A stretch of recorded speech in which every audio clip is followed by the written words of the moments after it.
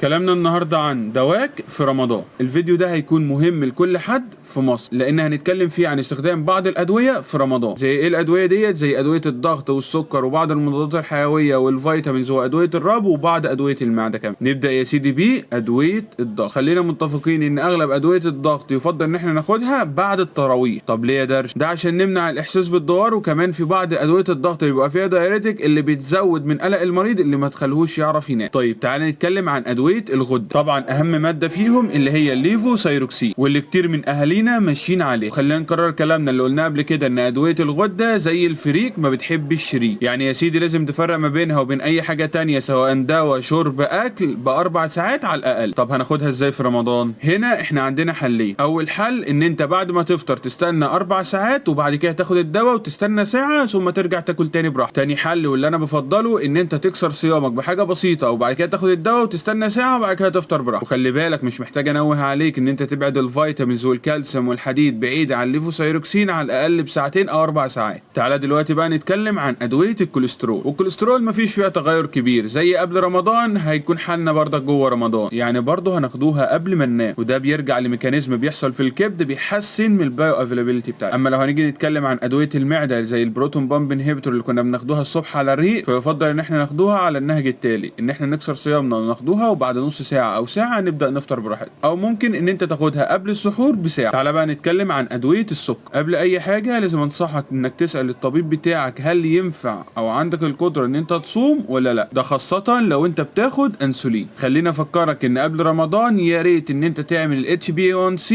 تحليل التراكمي للسكر. عندنا نقطتين مهمين جدا. اول حاجه لو انت كنت بتاخد ميتفورمين فانت يفضل ان انت تاخد الاقراص ديت قبل الفطار، يعني زي ما قلنا قبل كده ان انت تكسر صيامك وبعد كده تاخد الاقراص بتاعتك وبعد نص ساعه تبدا تفطر براحتك. في نقطه بس مهمه في الميتفورمين، ان انت لو بتاخد 1500 مللي جرام فيفضل ان انت تاخد ال1000 عند الفطار وال500 عند السحور. ما دون ذلك فانت هتاخده يا اما عند الفطار بس يا اما هتقسمه ما بين الفطار والسحور. طب يا سيدي لو انا باخد انسولين برضك هرجع اقول لك ان انت تستشير الطبيب بتاعك هل ينفع ان انت تصوم ولا لا. بص يا سيدي، لو كنت بتاخد الانسولين مره واحده بس فانت هتاخده عند الفطار، ويفضل ان انت تقلله من 30 ل 50% على حسب وزنك وصحتك واختيار الطبيب ليك. اما لو كنت بتاخد جرعتين فالجرعه الاولانيه هتكون عند الفطار والجرعه الثانيه عند السحور، ويفضل ان جرعه السحور دي تقل ل 50%. طب لو انا ماشي على انواع فيتامينز معينه، يفضل الفيتامينز ان احنا ناخدها ما بين الفطار والسحور في الوقت اللي ما بينهم يكون بعد الوجبات. وده كان كلامنا عن الجرعات. تعالى بقى نتكلم عن الفورمز او الحاجات اللي ممكن استخدمها في رمضان وانا صايم. طيب في الاول الاقراص اللي بتتحط تحت اللسان في الازمات القلبيه او السبلينجوال ديت لا تفطر. ليه؟ لان هي بتعدي من الغدد اللعابيه وبتوصل للدم على طول. تاني حاجه ان معجون الاسنان لا يفطر،